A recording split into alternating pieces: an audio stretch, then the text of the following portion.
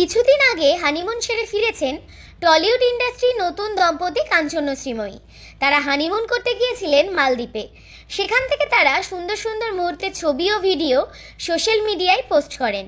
Honeymoon যে দারুণভাবে উপভোগ করছেন তারা, তা আর বলার অপেক্ষা রাখে না। তবে অনেকেই আবার নানান কটাক্ষ করেছেন সেই সব ছবি দেখে। কিন্তু বিপত্তি ঘটল মালদ্বীপ থেকে ফেরার পরেই। ফিরে এসে দুজনে গুরুতর অসুস্থ হয়ে পড়েছেন। কি হয়েছে তাদের? আসলে ঘুরে আসার পর থেকেই অভিনেতা ও অভিনেত্রী দুজনেই ভুগছেন জ্বরে। একথা শ্রীময়ী নিজেই জানিয়েছেন। তাদের অসুস্থতার খবর শুনে শ্রীময়ীর মা তাদের কাছে চলে আসেন।